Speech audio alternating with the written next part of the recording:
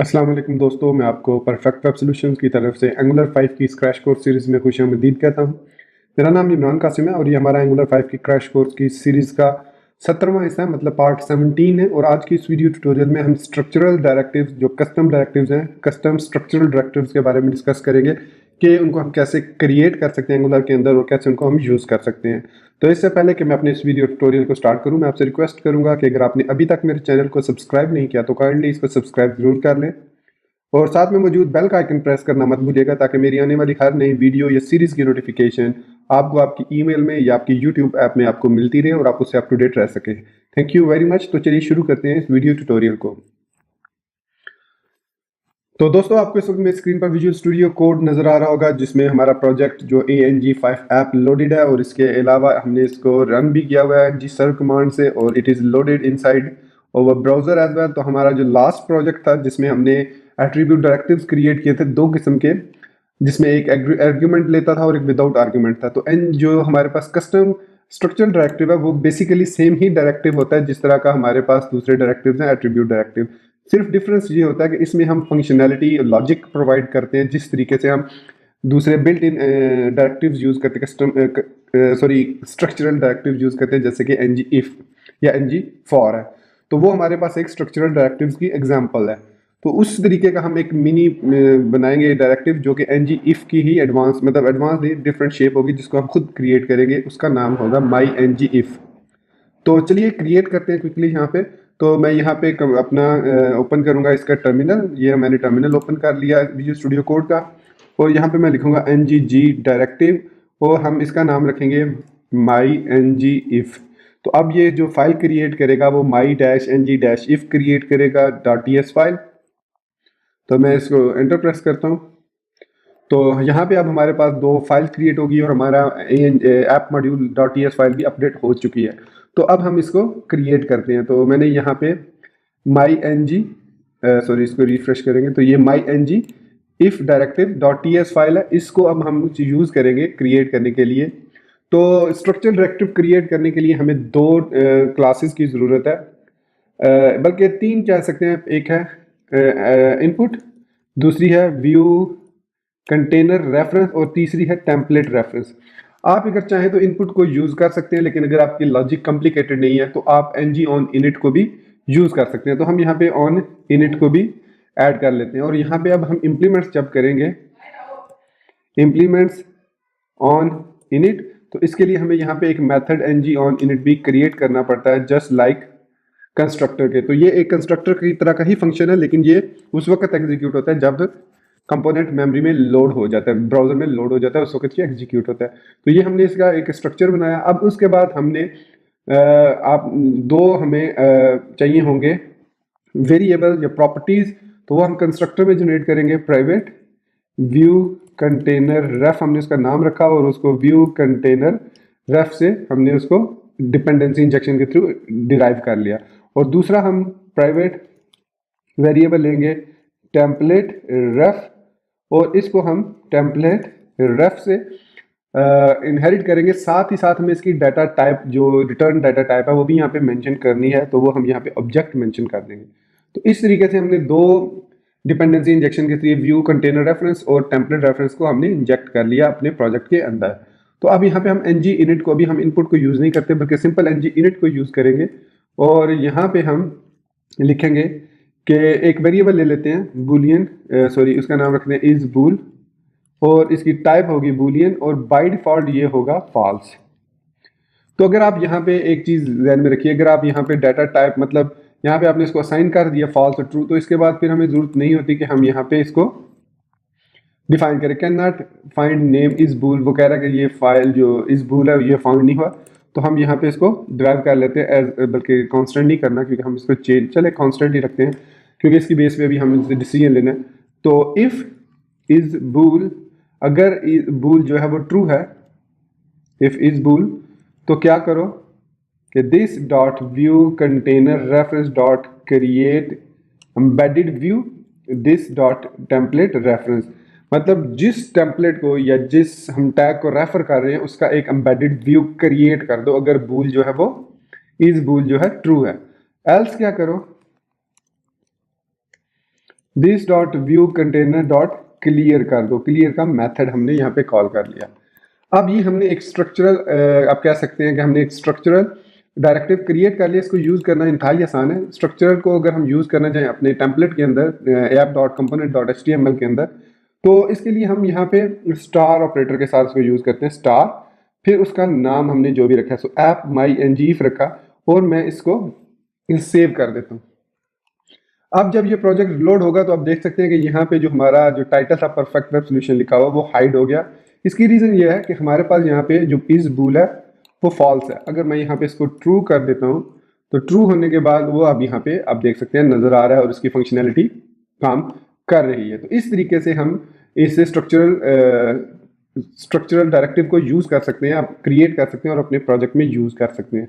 इसके अलावा अगर आप ये स्टार यूज़ नहीं करना चाह रहे, सपोज मैं इसको यहाँ से कट करता हूँ, तो यहाँ पे मैं एक ng टेम्पलेट नाम का एक टैग बनाऊंगा और उसके अंदर इसको ng ऐप को बगैर स्टार के पेस्ट कर दूंगा, क्योंकि बेसिकली जो हमारे पास डायरेक्टिव है टेम्पलेट रेफरेंस है वो ng टेम्पलेट को फाइंड करता है। अगर आप ng टेम्पलेट क्रिएट करते हैं यहाँ पे ng टेम्पलेट, और ng टेम्पलेट के अंदर यहाँ पे आप फर्दर जो भी चीज़ लिखते हैं उसको आपने ऐप ng if, एक मिनट यहाँ पे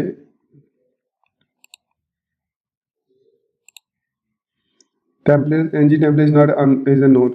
अच्छा, वो हम उस वक्त यूज़ करते हैं क्योंकि हम अभी इनपुट नहीं यूज़ कर रहे, तो इसलिए इसको भी हम फिलहाल यूज़ नहीं कर सकते क्योंकि हम इनपुट जो पैरामीटर है उसको भी हम यूज़ नहीं कर रहे। तो इसको हम समझ लें कि हम अभी इसी तरीके से सिर्फ यूज़ कर रहे हैं। Sorry, ng input ng my if. तो स्टार के साथ जब यूज़ करेंगे तो हमारा प्रोजेक्ट सेम काम करेगा, और वो हाइड है क्योंकि वो फॉल्स है हमारे पास जो, sorry, is bool is true if this container, तो इसको शो होना चाहिए। तो ng my if app, sorry app ng my if है, ये ng माई इफ नहीं है, ऐप माई ng इफ है। तो अब ये शो होगा, तो ये शो हो रहा है। तो इस तरीके से अगर मैं इसको इज इक्वल टू फॉल्स यहाँ पे कर देता हूँ तो यहाँ पे अब एरर आ गया हमारे पास। एरर इसलिए आ गया क्योंकि अभी हमने यहाँ पे इसको वेरिएबल को वैल्यू पास नहीं की थी जिस तरह हमने कस्टम एट्रीब्यूट में किया था, जब हमने कस्टम एट्रीब्यूट डायरेक्टिव क्रिएट किया था। तो उसका तरीका ये होता है कि हम इनपुट को यूज करेंगे अब। तो इस लॉजिक को यहाँ से हम कट करेंगे, इसके लिए अब हमें जरूरत नहीं है ng और init की, तो बल्कि यहाँ पे हम एक at the rate input set is, sorry, इसके लिए फिर हम ऐप माई ng इफ को यूज करेंगे और यहाँ पे हम बताएंगे इज बुलियन, जो भी उसकी वैल्यू होगी उसकी टाइप बुलियन होगी, और यहाँ पे इस लॉजिक को अब हम यूज करेंगे, इसको खत्म कर देंगे और इस बूल की जगह हम इस बुलियन यूज करेंगे इस तरीके से। ठीक है, तो अब इफ इज बुलियन है और यहाँ पे ऐप माई ng इफ इसलिए लिखा है ताकि हमें दो वेरिएबल्स क्रिएट ना करना पड़े, अदरवाइज यहाँ पे हमें एक और वेरिएबल क्रिएट करना पड़ता बुलियन टाइप का, और फिर उसको हम यहाँ पे सेट करते। तो अब हमें इसका फायदा ये हो गया कि अब हम यहाँ पे ng if के साथ यहाँ पे ट्रू और फॉल्स पास कर सकते हैं। तो ट्रू हमने पास किया तो अब कोई एरर नहीं आएगा बल्कि हमारा एलिमेंट नजर आ जाएगा। अगर मैं यहाँ पे अब इसको फॉल्स करूंगा तो हमारा ये एलिमेंट हाइड हो जाएगा। तो दोस्तों इस तरीके से हम स्ट्रक्चर एट्रीब्यूट्स क्रिएट कर सकते हैं। इसके बाद इसकी मोस्ट एडवांस शेप्स भी है कि आप ng if के साथ else भी यूज़ कर सकते हैं, माई else भी यूज़ कर सकते हैं।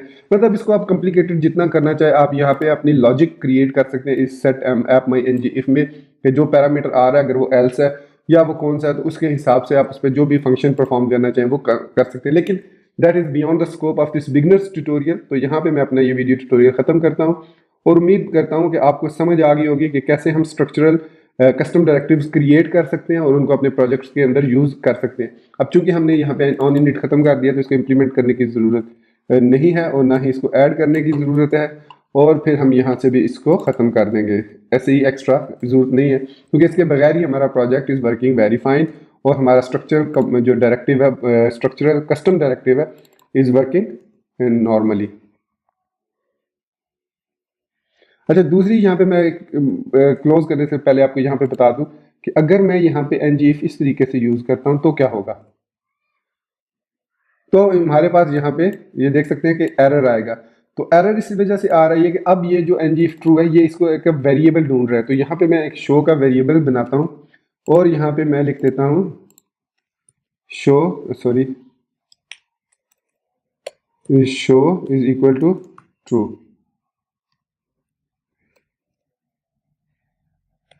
Show is equal to true. अब मैं इसको सेव करता हूँ।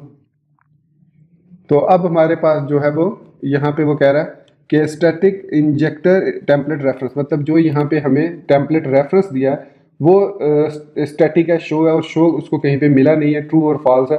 तो इसका मतलब है कि अगर मैं चलिए यहाँ पे इस तरीके से यूज़ करता हूँ इसको, तो ये काम नहीं करेगा। तो इसको एक ही तरीका यूज़ करने का ट्रू और फॉल्स होने की सूरत में कि यहाँ पे अगर हम variable, I think variable use करना चाहें तो हम कर सकते हैं जिस तरह हम एट्रीब्यूट्स में यूज़ किया था। तो उसका तरीका यहाँ पे थोड़ा सा डिफरेंट है, ng if, और यहाँ पे हमने अब शो वेरिएबल पास कर दिया। अब ये इस शो वेरिएबल के ज़रिए हमें, हाँ, तो अब ये उस शो वेरिएबल को इस तरीके से, मतलब स्टार के साथ ही हम इसको यूज़ करते हैं स्ट्रक्चर को, और ये हमें इस शो के ज़रिए अब हम इसको शो और हाइड कर सकते हैं। इसको मैं फॉल्स करूँगा तो ये हमारा जो एलिमेंट है वो हाइड हो जाएगा। और इसके अलावा हम यहाँ पे एक बटन लगा सकते हैं, ठीक है, एक चेक बॉक्स लगा सकते हैं जो कि अगर चेकड हो तो ये हाइड हो। मतलब यहाँ पे अगर मैं एक पी टैग लगाता हूँ और यहाँ पे इनपुट चेक बॉक्स लगा देता हूँ, चेक बॉक्स, और नेम आईडी देने की जरूरत नहीं क्योंकि हम इसको यूज़ नहीं कर रहे। तो इसकी क्लिक इवेंट में मैं इसको बल्कि चूँकि इसकी वैल्यू होती है तो ng मॉडल में यहाँ पे यूज़ कर सकता हूँ, ng मॉडल, और यहाँ पे ng मॉडल यूज़ करने के बाद हम यहाँ पे इसको बाइंड कर सकते हैं इस वेरिएबल के साथ, इस शो के साथ। तो ये 1 और 0 बाय डिफ़ॉल्ट जो है लेके जाता है ट्रू और फॉल्स की सूरत में। तो यहाँ पे हम इस टेक्स्ट के अंदर इसको बाय डिफ़ॉल्ट हम अनचेक्ड है तो 0 कर देते हैं। तो यहाँ पे चेक बॉक्स आ गया। अब इसके साथ हम लिख देते हैं शो स्लैश हाइड।